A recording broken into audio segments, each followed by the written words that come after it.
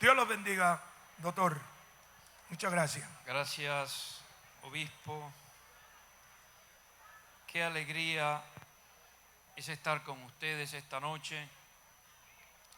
Sus palabras me desafían. Es un desafío estar frente a ustedes en este día. Reciban saludos del supervisor general, el obispo Sam Clemens, quien ama este país como ustedes no se imaginan. Él quisiera estar aquí, pero les envía un gran saludo. Quiero saludar a mi esposa que nos está viendo a través de las redes. Ella no pudo venir, pero desde allá le saludamos. Dios te bendiga. I love you.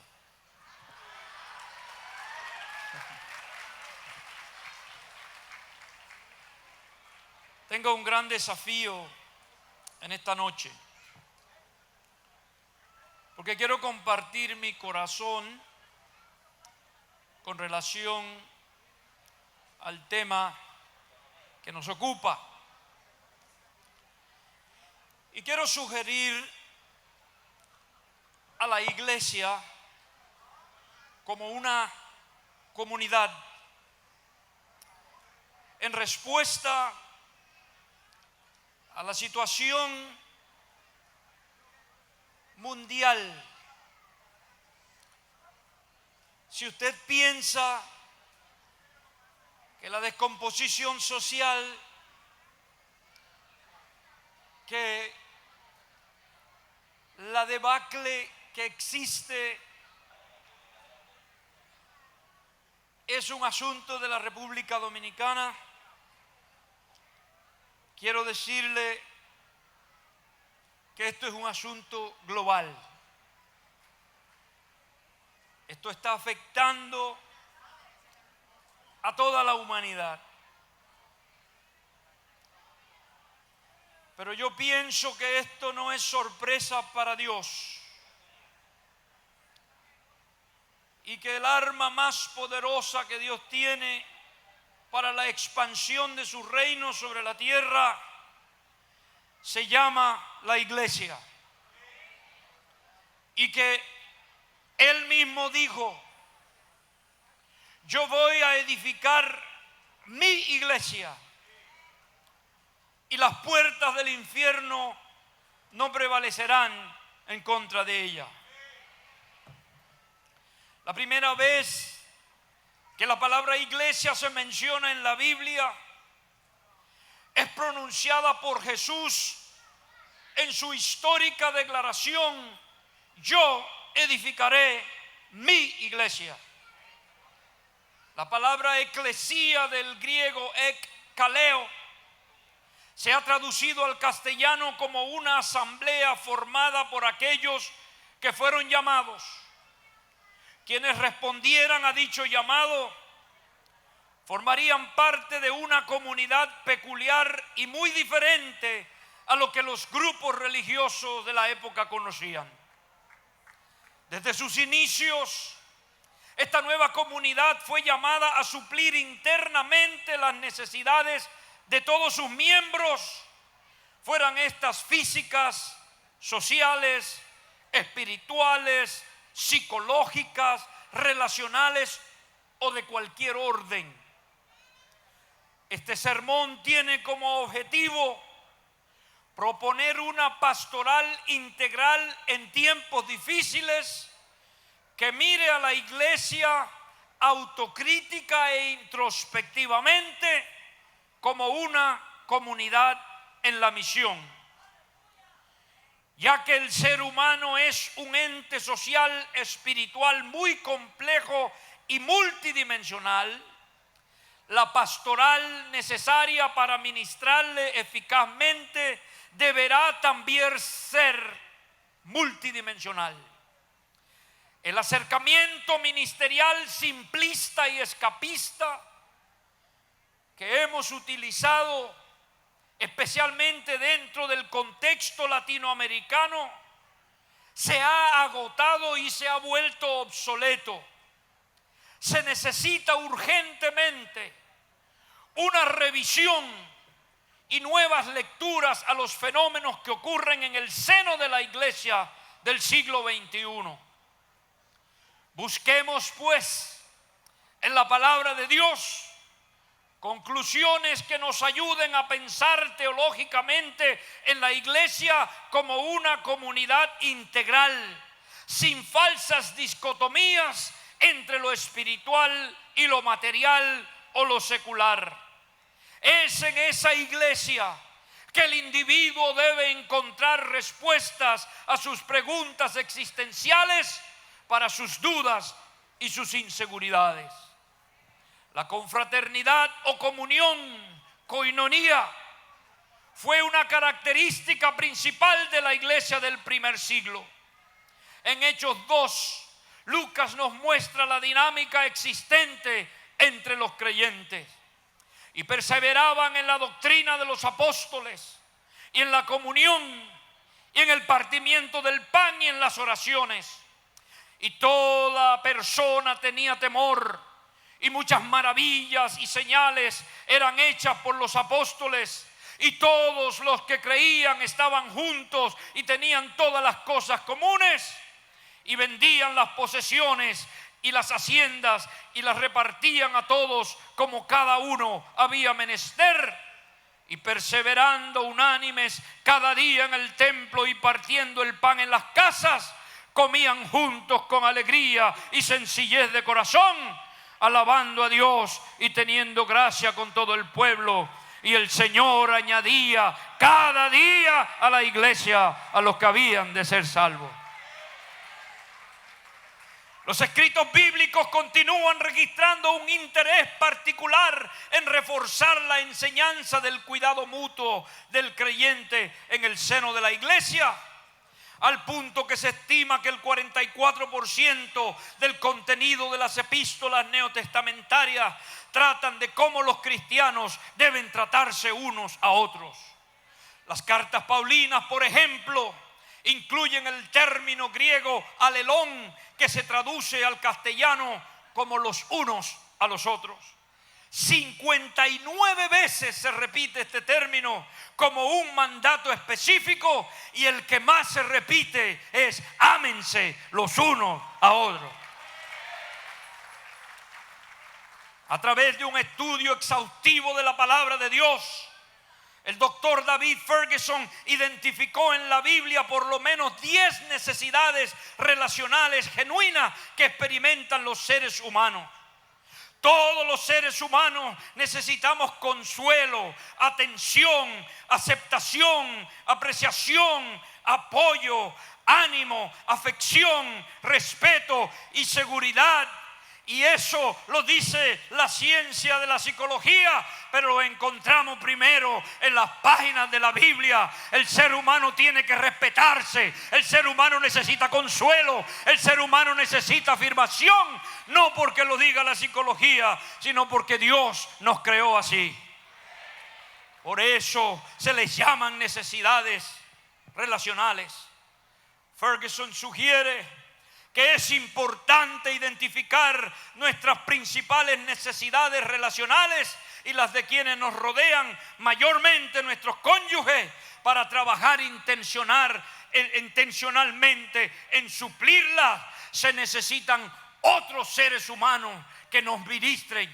Dice uno de mis profesores que se necesita gente para enfermarse y se necesita gente también para sanarse. La gente enferma a uno, pero la gente también sana a uno. Más allá del canon bíblico, hay varias obras de los primeros siglos en que se puede evidenciar la seriedad con la cual la iglesia primitiva trató con el cuidado mutuo. Yo quiero que ustedes pongan atención a lo que escribían los historiadores del primer siglo. No eran cristianos. Tertuliano, en su obra Apologéticos del año 197, escribió: vean cómo estos cristianos se aman los unos a los otros. Otro autor anónimo del segundo siglo, en su epístola a Dionisio, escribió: ellos aman a todos los hombres. eran pobres pero enriquecieron a muchos. Lo que el alma es para el cuerpo son los cristianos para el mundo.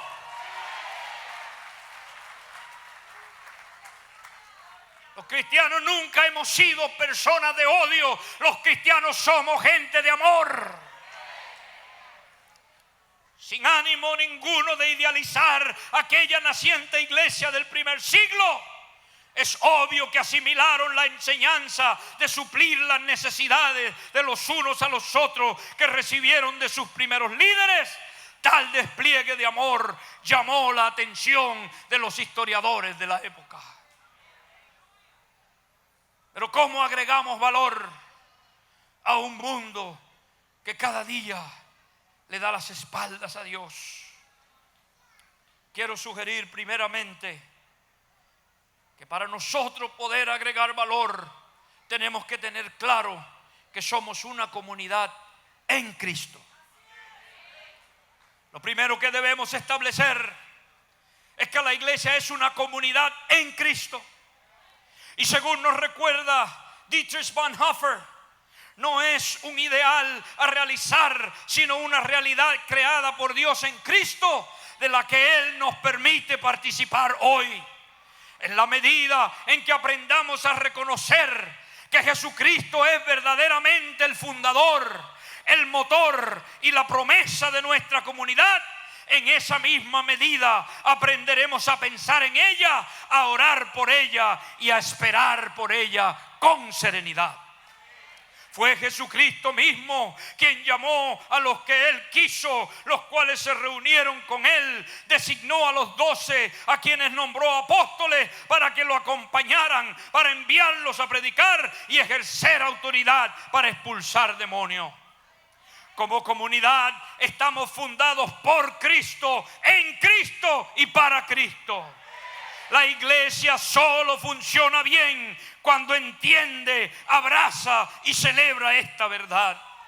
Cualquier otro punto de convergencia fracasará. Será humanamente imposible reunirnos bajo otra bandera que no sea Cristo. Cuando esto se intenta, salen a relucir nuestras diferencias nacionales, nuestras diferencias políticas, diferencias lingüísticas, étnicas y gustos y preferencias, y el resultado siempre es el mismo, es un desastre total. Pero cuando nosotros nos reunimos bajo la bandera de Cristo, un solo, aleluya, un solo bautismo, una sola fe, un solo espíritu, Jesucristo, el alfa y la omega, el principio, el fin, el que tiene sed, Él es el agua, el que tiene hambre, Él es alimento. El que está oscuro, Él es la luz. El que está insípido, Él es la sal. Jesucristo es quien nos une a nosotros. La iglesia se trata de Cristo.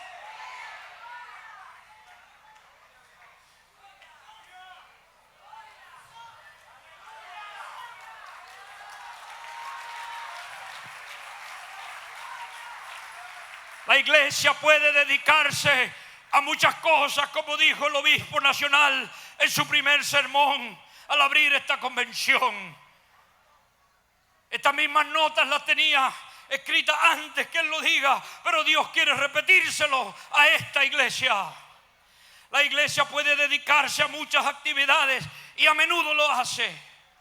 Podemos hacer bien, podemos alimentar a los pobres, asistir a los enfermos, proveer agua limpia, cuidar los océanos, plantar árboles, cuidar el planeta, erradicar enfermedades. Mientras que todas esas causas son buenas, ninguna de ellas nos convierte en iglesia, ya que otras entidades se dedican a estas nobles causas y algunas de ellas con gran éxito. Lo que diferencia a la iglesia es nuestra convergencia en Cristo. Pablo nos recuerda en Efesios para que el Dios de nuestro Señor Jesucristo, el Padre de gloria, os dé espíritu de sabiduría y de revelación en el conocimiento de Él, alumbrando los ojos de vuestro entendimiento, para que sepáis cuál es la esperanza a que Él os ha llamado, y cuál la riqueza de la gloria de su herencia en los santos, y cuál la supereminente grandeza de su poder para con nosotros los que creemos, según la operación del poder de su fuerza, la cual operó en Cristo, resucitando de los muertos y sentándose a la diestra en los lugares celestiales, sobre todo principado y autoridad y poder y señorío, y sobre todo nombre que se nombra, no solo en este siglo, sino también en el venidero, y sometió todas las cosas bajo sus pies y lo dio por cabeza sobre todas las cosas a la iglesia, la cual es su cuerpo, la plenitud de aquel que lo llena todo en todo.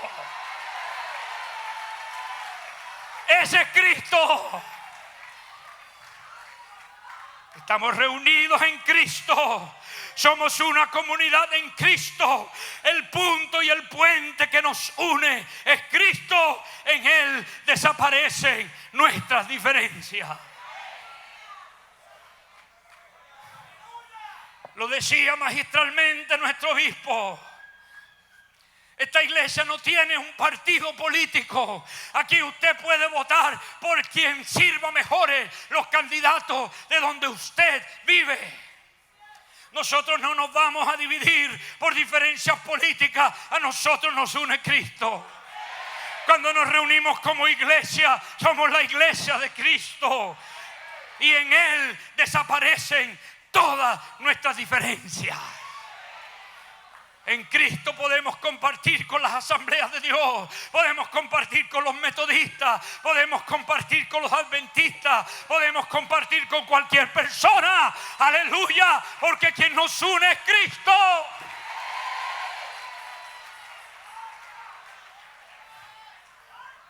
Para un mundo que pierde valor, les quiero sugerir una iglesia que esté clara. ¿Qué somos? Somos la comunidad de Cristo. Número 2, somos una comunidad terapéutica.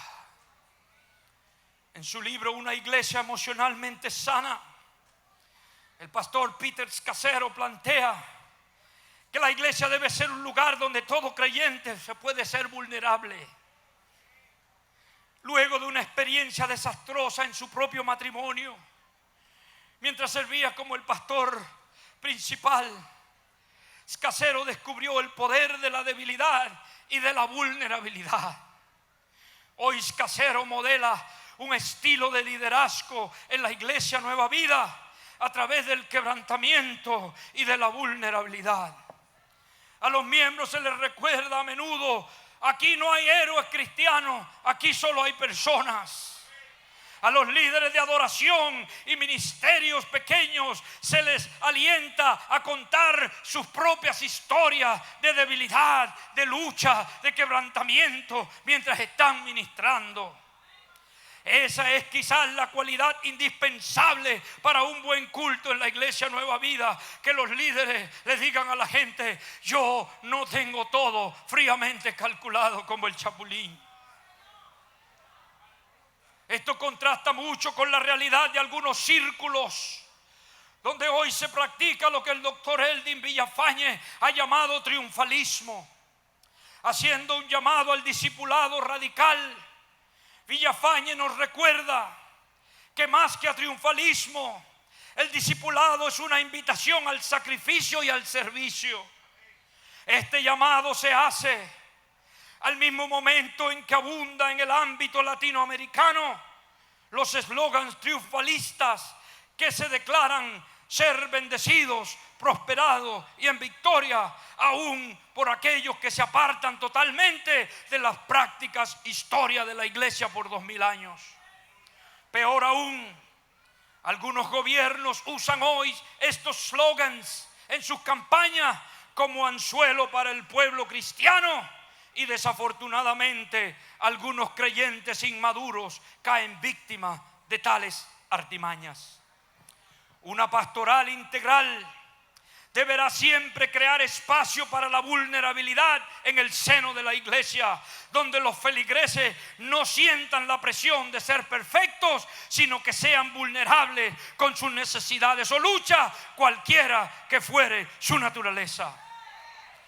Dadas las condiciones correctas, una iglesia saludable ofrecerá siempre una comunidad terapéutica donde sus miembros puedan encontrar las fuerzas necesarias para enfrentar las peripecias de la vida sin inhibiciones, en un clima de aceptación y hermandad, sin tener que utilizar máscaras.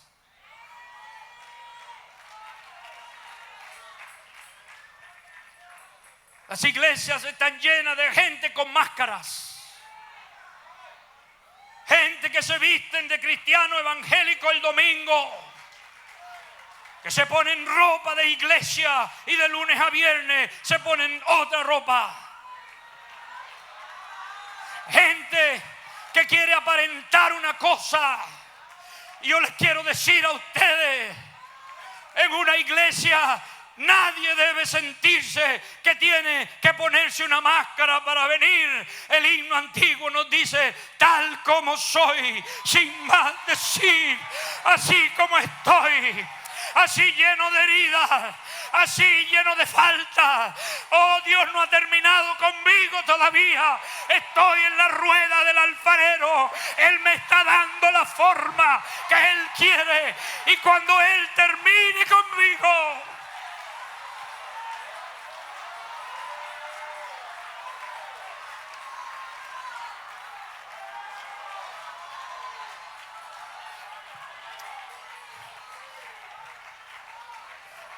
el triunfalismo está acabando con nuestros jóvenes. Nuestros jóvenes nunca van a recibir la santificación en la carne. La santificación se recibe en el Espíritu. Nuestros jóvenes nunca van a ser llenos del Espíritu Santo en la carne. Van a ser bautizados en el Espíritu. Un día aquel que comenzó en nosotros la buena obra, de seguro que la perfeccionará para el día de Jesucristo. Vamos a quitarnos las máscaras. Ninguno de nosotros es tan santo como quisiéramos que el otro que está al lado pensara.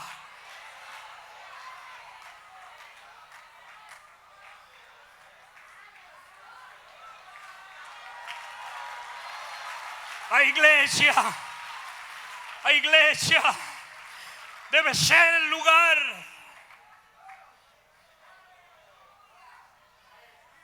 lo pensé 1.000.000 de veces para decirlo y lo voy a decir. El mejor lugar para pecar es en la iglesia.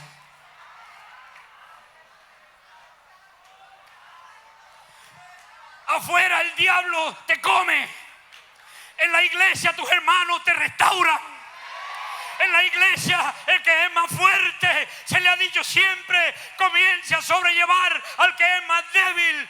No matemos a nuestros soldados caídos, le agarrémoslo de la mano, lleguemos a la meta juntos. No hay ningún honor en dispararle el tiro de gracia al hermano que cayó. Ustedes que son fuertes, lleven al que es más débil.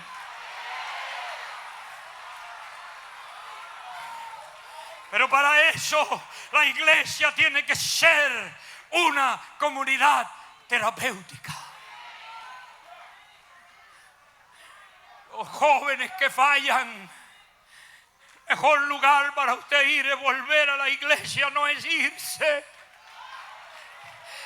El pastor genuino, el pastor llamado por Dios, te está esperando donde mismo tú lo dejaste, para curar tus heridas, para sanarte, para darte nuevamente los sacramentos y vuelvas a estar en comunión en tu comunidad.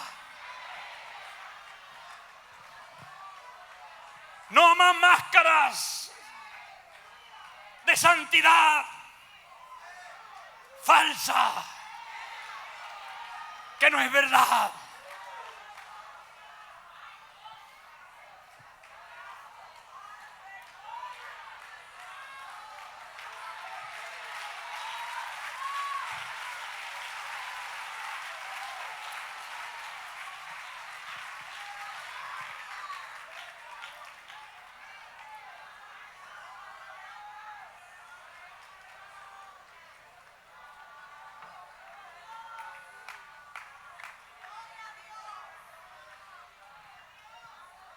En esa teología deberá tener lugar especial el cuidado por los pobres.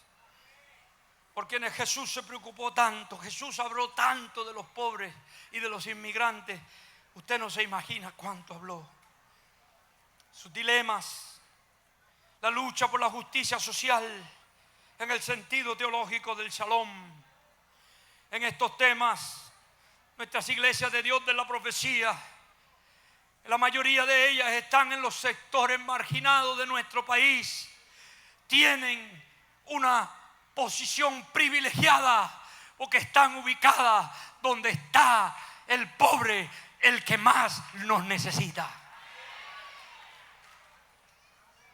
Villafañe también nos reta en cuanto a una pastoral integral en el contexto hispano, diciendo: si la iglesia pentecostal hispana debe servir fielmente a su propia comunidad hispana y aún más allá, si quiere perdurar como una presencia auténtica y relevante en los barrios, si quiere sobreponerse a los elementos negativos del ascenso social, entonces deberá verse a sí misma no solo como la comunidad del Espíritu en el mundo, sino más bien como la comunidad del Espíritu para el mundo, aunque no del mundo.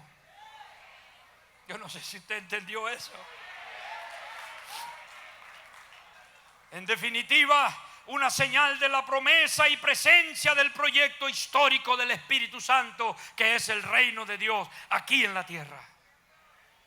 Pero quizás la mejor receta para que la iglesia opere como una comunidad terapéutica se encuentra en la declaración de misión que hizo Jesús al tomar el rollo aquel día y decir: el Espíritu del Señor está sobre mí, por cuanto me ha ungido para dar buenas nuevas a los pobres, me ha enviado a sanar los quebrantados de corazón, a pregonar libertad a los cautivos y vista a los ciegos, a poner en libertad a los oprimidos, a predicar el año agradable del Señor. Luego de lo cual aseguró haber cumplido su ministerio en todas esas dimensiones del drama humano. La pastoral de Jesús nos deja un excelente modelo a seguir.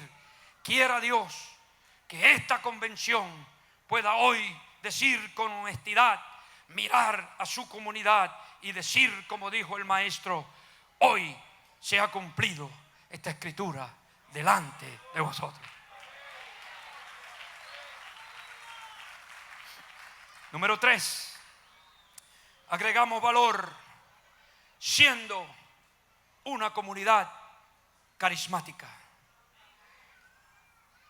Con su conocida autocrítica al estado de la iglesia, Martín Lutero propuso el sacerdocio universal de todos los creyentes. Se entiende por este postulado que todos los creyentes, clérigos y laicos, tienen algo que aportar, algún don o alguna gracia. La metáfora paulina del cuerpo, el apóstol Pablo se dirige a los corintios diciendo: ahora bien, hay diversidad de dones, pero el Espíritu es el mismo. Hay diversidad de ministerio, pero el Señor es el mismo. Y hay diversidad de operaciones, pero Dios, que hace todas las cosas, en todos es el mismo. Pedro, por último, exhorta a una iglesia que pasa por un momento muy difícil, que recuerden su identidad, su sentido de pertenencia y su propósito. Mas vosotros sois linaje escogido, real sacerdocio, nación santa, pueblo adquirido por Dios, para que anunciéis las virtudes de aquel que os llamó de las tinieblas a su luz admirable. La iglesia como comunidad carismática debe buscar diligentemente la incorporación de todos sus miembros al ministerio para el cual Dios lo llamó y lo diseñó. La tasa de desempleo ideal en la iglesia debe ser 0. Nadie debe estar desempleado en la iglesia. Todo el mundo debe tener un ministerio.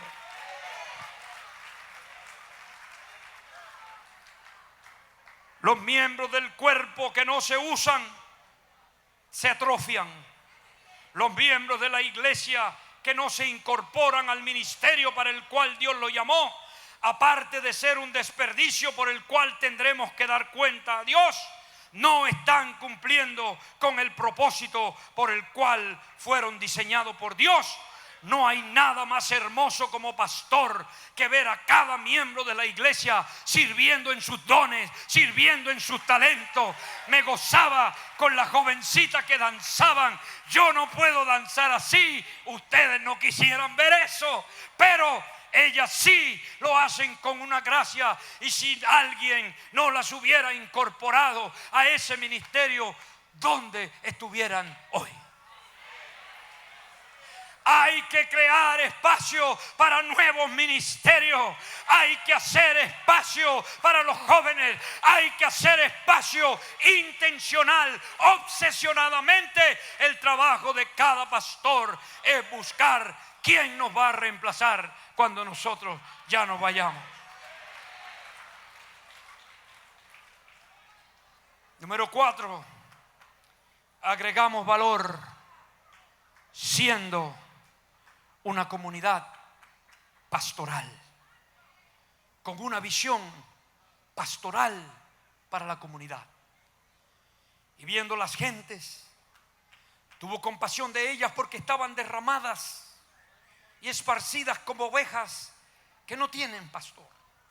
Entonces dice a sus discípulos: a la verdad la mies es mucha, a los obreros pocos. Para mí este pasaje deja al descubierto el corazón pastoral de Jesús. ¿Cuándo fue la última vez que no pudimos seguir manejando nuestro vehículo y se nos partió el corazón por alguna escena que vimos en algún barrio? Eso me pasó a mí en algún país de Centroamérica. A medianoche paró la persona que me andaba manejando ese día. Paramos en un semáforo a medianoche y una de las niñas más lindas que yo he visto en mi vida estaba allí a las 12 de la noche pidiendo, mendigando, a expensas de que pueda ser raptada o violada o que alguien le haga algún daño. Una niña pequeñita, hermosa. Mi corazón se partió. Yo no pude seguir, tuve que comenzar a llorar luego de darle algunos dólares a ella. Yo solo me imaginé mis hijos, hoy mi nieto. No pude seguir manejando. ¿Cuándo fue la última vez que nuestro corazón se partió por el drogadicto que va a la puerta de la iglesia, por la prostituta que anda vendiendo su cuerpo? Oh, ¿cuándo fue la última vez que no pudimos terminar de ver el noticiero porque la noticia nos hizo vomitar, porque no pudimos? El mundo necesita la iglesia.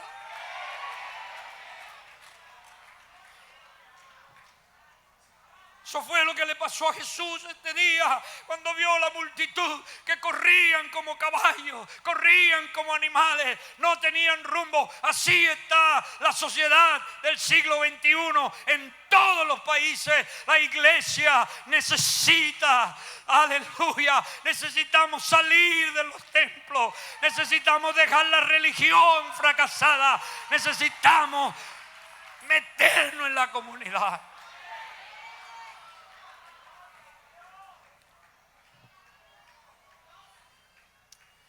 A veces conocemos mejor las calles de Jerusalén que las calles de nuestro barrio.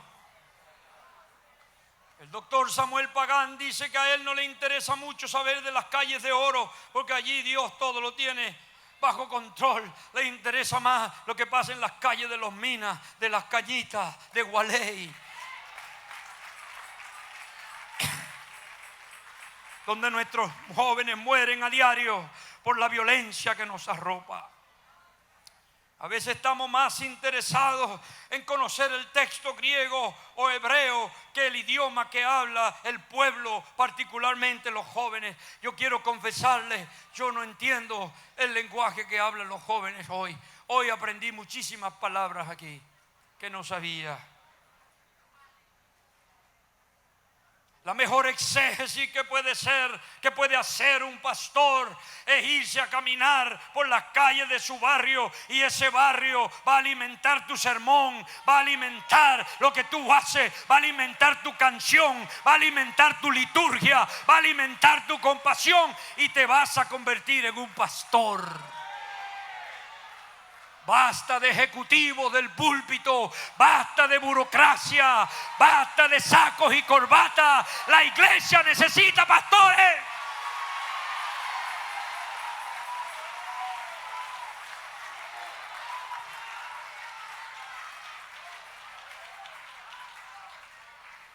Necesitamos pastores que se rompan sus corazones.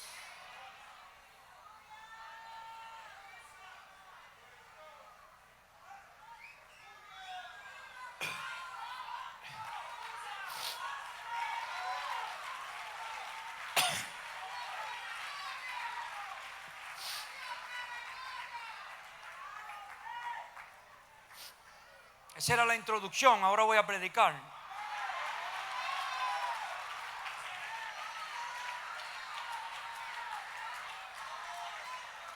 Para agregar valor,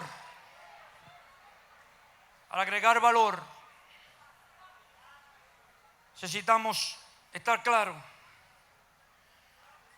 que la iglesia pentecostal tiene un llamado profético.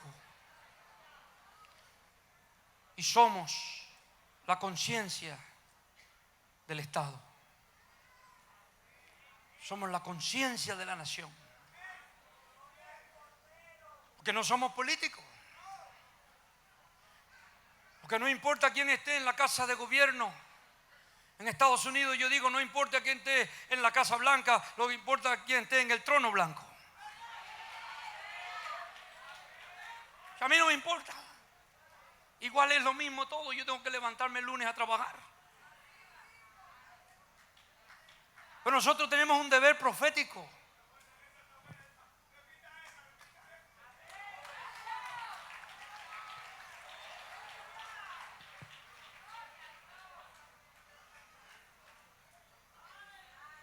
El evangelio, oiga bien, porque usted ha oído toda la vida que el evangelio es buenas nuevas. El evangelio no es buena noticia para mucha gente. El evangelio es mala noticia. El evangelio es muy mala noticia para el explotador.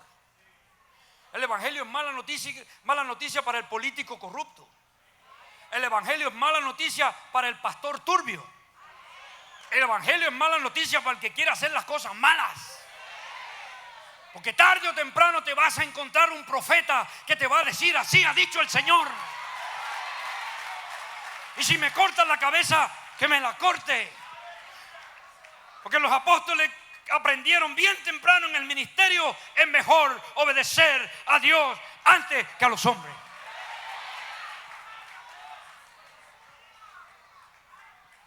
El concepto que más repiten los profetas del Antiguo Testamento es: vuélvanse a Dios.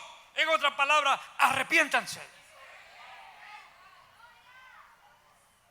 Hay un presidente de los Estados Unidos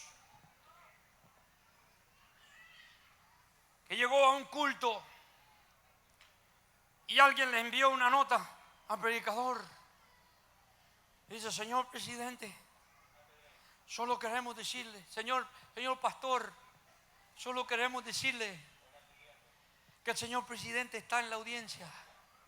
Que tenían miedo, este pastor era como yo, era. Y el pastor está en medio del sermón y lee: me acaban de entregar una nota que dice que el señor presidente está acá.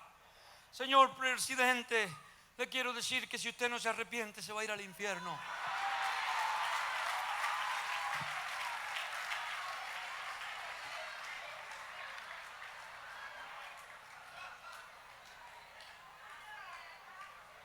En las últimas décadas,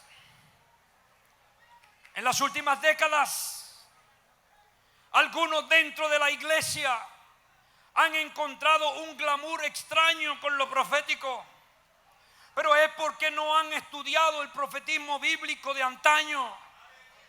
Como iglesia no acabamos de entender el ministerio profético y por eso a veces se mira con temor, sospecha, peor aún con desdén. Lo menos que hicieron los profetas bíblicos fue hablar del futuro. La referencia a eventos futuristas es muy mínima en los libros proféticos del canon. Pero lo que más hicieron en la literatura profética fue llamar a la justicia. Hubo 3 que han leído a los profetas. El profeta bíblico plantea las expectativas de Dios para el hombre y la mujer y le explica con claridad diáfana cuál es la ética social que Dios espera de su pueblo. Ya se te ha dicho lo que es bueno, ya te ha dicho lo que de ti espera el Señor: practicar la justicia, amar misericordia y humillarte ante tu Dios. La iglesia como comunidad profética tiene el ineludible deber, y me temo que frecuentemente nos estamos quedando cortos en esta dimensión de nuestro llamado. La iglesia tiene una voz profética que solo ella puede ejercer. Por ello no deberá comprometer su postura profética con ningún sector político o gobierno de turno, ya que la historia nos enseña que cada vez que hemos errado en esta área, el precio a pagar ha sido muy alto y muchos jamás tuvieron la oportunidad de redimirse. En esta convención les quiero animar a caminar como es digno de nuestra vocación y a que jamás negociemos por un plato de lenteja putrefacto y efímero la voz profética que se nos ha sido otorgada. Ejerzamos con integridad y verticalidad este deber de decir a quien nos toque: así dice el Señor, prescindiendo de cuáles sean las consecuencias. No siempre vamos a ser populares.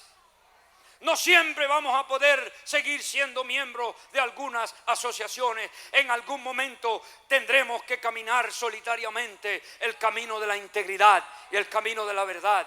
Y eso está bien, porque al fin y al cabo solo tendremos que darle cuenta a Dios. Solo la iglesia puede hacer eso. La iglesia es de Dios y solo a Él debemos lealtad. Ese es el legado de aquella iglesia del primer siglo que tanto estudiamos, que no fue perfecta ni mucho menos, pero que tuvo claro en momentos determinantes quién era su Señor y quién era su Salvador. Fue Él mismo quien les dijo y les enseñó a dar a César lo que es de César y a Dios lo que es de Dios. Pero no siempre los poderes, porque hay gente que cree que a mí me gusta tirarle al gobierno. No, es solo cuando hacen las cosas mal. Cuando hacen las cosas bien, nosotros vamos a estar con ellos. Oh, hubo 3 que dijeron amén. Yo he trabajado con algunos gobiernos. No siempre los poderes serán estructuras de opresión. A veces podremos trabajar con ellos. De hecho, a veces la iglesia ha sido buscada como el mejor aliado para llegar a algunas comunidades. Porque ellos saben que nosotros nos robamos.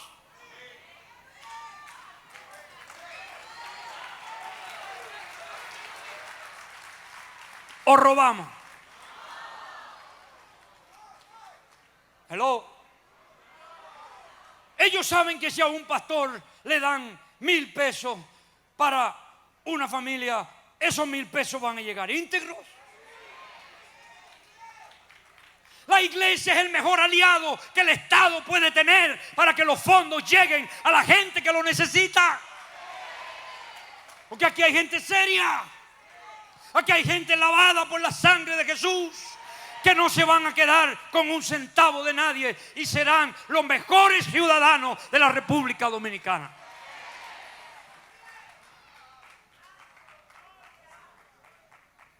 Pero eso hay que ganárselo. Eso hay que ganárselo. Cuando yo voy a la casa de gobierno, cuando voy a la Casa Blanca, lo primero que les digo, no necesito nada de ustedes, no quiero nada. Usted me necesita a mí. Nosotros somos la sal. Nosotros somos la luz. Nosotros somos una ciudad asentada sobre un monte que no se puede esconder ni se pone en la luz debajo de un almud para que alumbre a todos los que están en casa. La República Dominicana está esperando la manifestación de los hijos de Dios.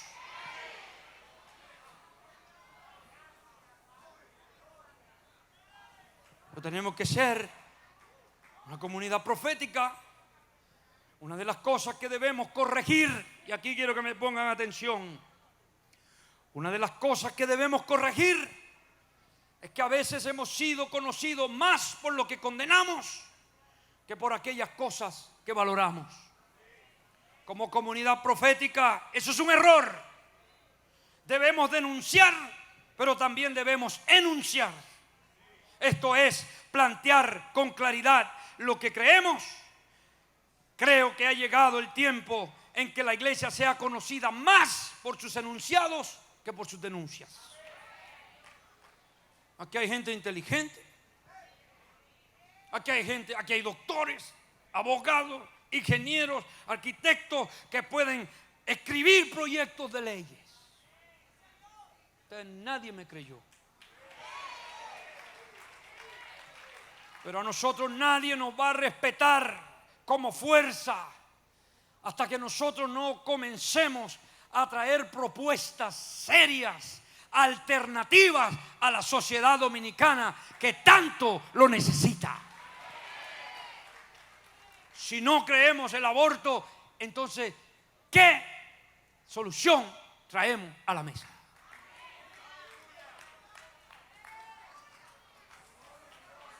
Yo no sé si usted me entendió. La Suprema Corte de Justicia en los Estados Unidos acaba de revertir una ley federal. Y las iglesias evangélicas están contentas, pero no están proponiendo qué van a hacer con esas muchachas que quedan embarazadas sin desear el embarazo. La iglesia está llamada a recoger esa muchacha con un corazón pastoral. Tenemos que traer propuestas.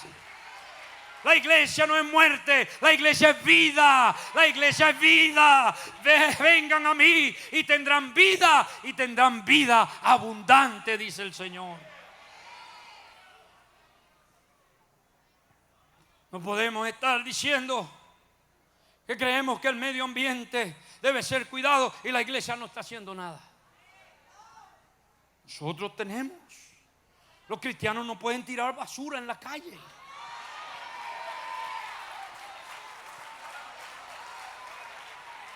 Cristianos tienen que salir en operativo a sembrar plantas en Santo Domingo que Satanás los ha dejado deforestados. Es hora de dejar de maldecir las tinieblas y comenzar a encender antorchas.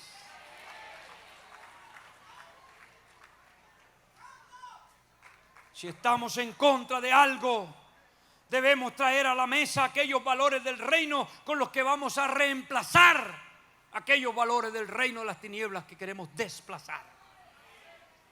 Pero tenemos que hacerlo inteligentemente, porque aquí hay gente inteligente. La palabra de Dios nos dice que los hijos de Isaacar conocían los tiempos. El tema de esta convención es porque conocemos los tiempos. Pero sigue diciendo, sabían lo que Israel tenía que hacer. Tenían un plan estratégico. Y sus hermanos le seguían, tenían liderazgo. Tres cosas. Necesitamos más hijos de Isaacar para funcionar como una comunidad profética que no solo condene, sino que proponga planes de acción para la nación. Ya llegué al final. Agregamos valor cuando somos una comunidad escatológica. Bonhoeffer nos dice: el hecho de que en el tiempo comprendido entre la muerte de Jesucristo y el último día, los cristianos puedan vivir con otros cristianos en una comunidad visible ya sobre la tierra, no es sino una anticipación misericordiosa del reino que ha de venir. Es Dios en su gracia quien permite la existencia en el mundo de semejante comunidad reunida alrededor de la palabra y el sacramento. Como comunidad escatológica, somos el pueblo de la esperanza. Vivimos en esa tensión del ya, pero todavía no. Vivimos en la anticipación de la parucía. El reino ha sido inaugurado y esperamos con ansia su consumación. Nos gozamos en esa esperanza sufrida y accidentada muchas veces, pero lo hacemos con integridad profética, sabiendo que aunque tengamos episodios de la Babilonia, aunque en nuestro país impere la corrupción hoy, la injusticia y la impunidad, la iglesia se levanta señalando que nuestro destino es la nueva Jerusalén. Vivimos como muestra y anticipo de lo que será una comunidad regida por los estándares divinos de dignidad humana, sin atropello, rescatando siempre esa imagen de Dios, el imago Dei, en cada miembro de la comunidad. La iglesia es el proyecto histórico de Dios y por ello debe ser cuidadosa en cómo se conduce internamente. Nuestra justicia debe ser mayor a la de los escribas y los fariseos, y externamente debemos ser luz y sal para el mundo. Alguien dijo: lo bueno de esto es lo malo que se está poniendo. Cada vez que tengamos que lidiar con las disfunciones de un mundo afectado por el pecado, se nos presenta una nueva oportunidad de reaccionar escatológicamente, de moldear los principios divinos y de orar. Dígalo conmigo: Padre nuestro que estás en los cielos, santificado sea tu nombre. Venga tu reino, sea hecha tu voluntad, así en el cielo como en la República Dominicana. Aquí termino. El trabajo del profeta fue mover al pueblo del juicio y la desesperación a la esperanza. Eso es lo que hace Juan en Apocalipsis. El último capítulo de Apocalipsis, capítulo 22. Después me mostró un río limpio. Oh, no se preocupe por el río Sama. Viene un río limpio de agua de vida, resplandeciente como cristal, que fluía del trono de Dios y del Cordero. En medio de la calle de la ciudad y uno y otro lado del río estaba ¿quién? El árbol de la vida. Ese árbol se presentó en Génesis, se perdió y ahora vuelve a salir en Apocalipsis, que produce 12 frutos, dando cada mes su fruto, y las hojas del árbol eran para sanidad de las naciones, y no habrá más maldición. El trono de Dios y el Cordero estará en ella, sus siervos lo servirán, verán su rostro y su nombre estará en su frente. No me preocupa el sello de la bestia, me preocupa que el nombre del Cordero esté en la frente de cada uno de nosotros.